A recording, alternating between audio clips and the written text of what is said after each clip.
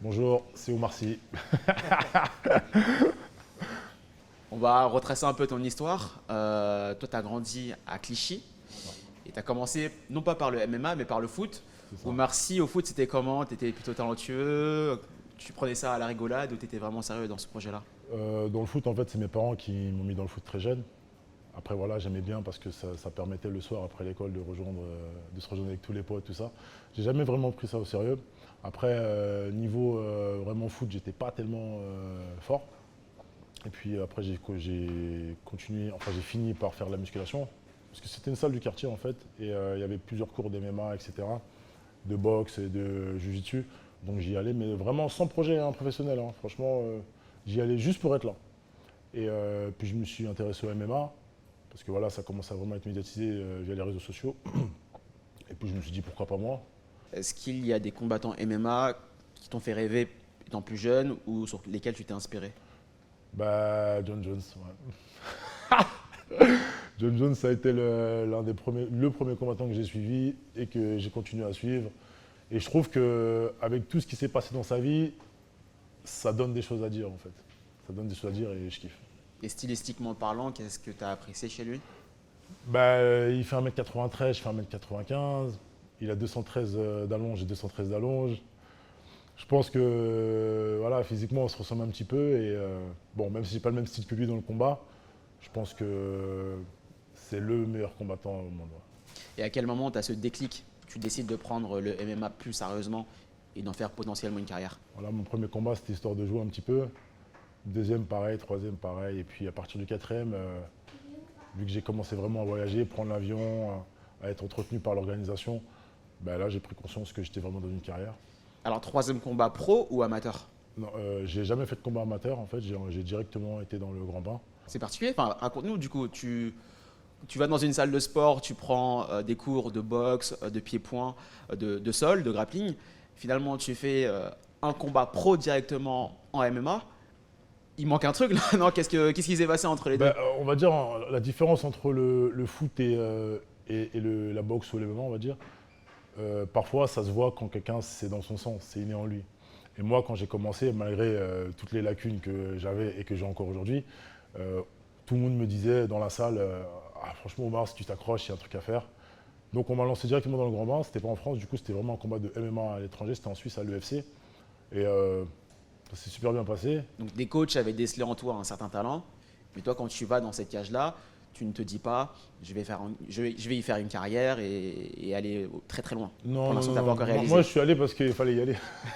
Comme je dis, j'ai toujours été là pour être là. Au début de la carrière, j'en avais rien à faire, clairement. C'était la bagarre.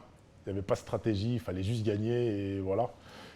Et plus le niveau il augmente, plus je commence un peu à cogiter, plus c'est stratégique. Et pour moi, même si j'ai 7-0, pour moi, c'est le début de carrière qui commence maintenant. Est-ce que tu as ambition de devenir l'un des porte-étendards du sport en France? Non, j'en ai pas conscience parce que voilà, moi, je suis un peu dans mon coin.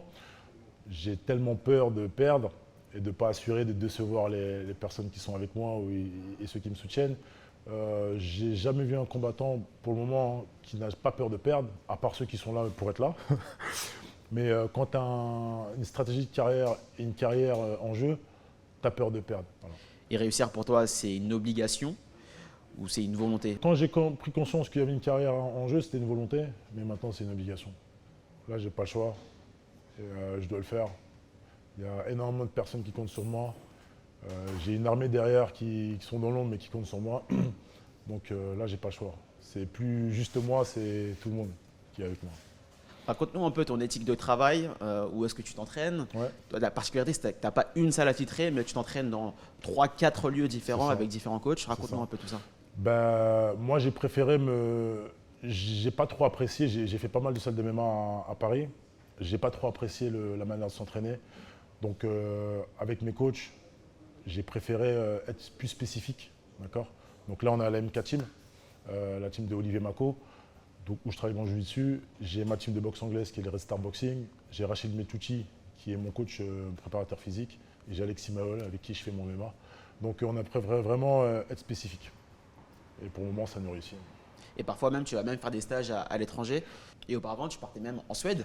une salle qui est hyper réputée avec des grands champions, notamment Khamzat Chimaev, combattre là-bas, enfin faire ses sparring. On s'entraînait ensemble. On s'entraînait ensemble et lui il préparait un combat, je ne sais plus contre qui, et moi je préparais un combat contre un striker. Le coach il a vu que j'étais physique donc il a décidé de me mettre avec lui. J'étais un petit peu frustré parce que lui en striking, je ne sais pas s'il n'avait pas le niveau ou pas, mais il n'a pas su boxer avec moi. Donc il a utilisé que sa lutte, son grappling. J'étais frustré mais au final ça m'a fait prendre conscience de pas mal de choses parce qu'il m'a infligé des choses que j'avais pas en tête. Et du coup, ce qu'il m'a fait, ça m'a permis de le refaire à cet adversaire-là. Et puis j'ai su gagner le combat assez facilement. Et il paraît qu'il martyrise tout le monde dans l'entraînement. C'est vrai ça ou pas? C'est vrai, c'est vrai, c'est vrai. C'est un certain rythme, ça connu fort. Et bon, je pense que comme il est chez lui, et je pense que c'est ça qui fait qu'il est à l'aise. Donc on parlait de tes déplacements tout à l'heure qui sont à tes frais. Okay. Aujourd'hui, tu vis du MMA ou tu as un boulot à côté? Je travaille à côté, mais parce que j'aime bien être actif. Ça me permet de travailler entre chaque entraînement. Bon, je travaille pas beaucoup, je travaille 2-3 heures par jour parce que je suis taxi-moto. Et ça me plaît. Voilà. Mais d'un point de vue extérieur, c'est assez incroyable de se dire qu'un des plus grands espoirs, des figures même du MMA français, doit encore travailler à côté pour pouvoir vivre de son sport. Ça me plaît. Ça me plaît. C'est comme si là, je vais voir mes collègues sur mon lieu de travail. Je ne pense pas au sport. Je ne pense pas au MMA. Je ne pense à plus rien. Je suis juste au taf. Je vais me remplir un petit peu les poches, comme on dit. Et c'est pareil pour les salles d'entraînement. Je suis dessus. Je vois des gars à la boxe. Je vois d'autres personnes. Et ça me permet de ne pas avoir toujours les mêmes personnes. Et j'adore. On va revenir au combat. Ouais.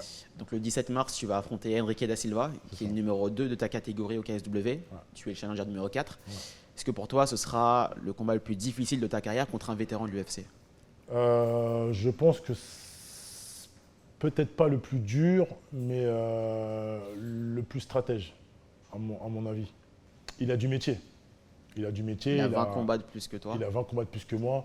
Donc c'est à moi d'être vraiment malin sur ce combat-là. Plus dur, je ne pense pas. Il a 17 KO TKO en 19 victoires. Il a aussi pris 4 KO sur ses 8 défaites. Quel type de combat tu t'attends justement? Est-ce qu'il y a une faille là-dessus où il peut rentrer dans la bagarre et que ça puisse laisser une faille pour toi? Ça, vous me l'apprenez. Je ne savais même pas qu'il avait 17 KO. Je n'avais pas regardé.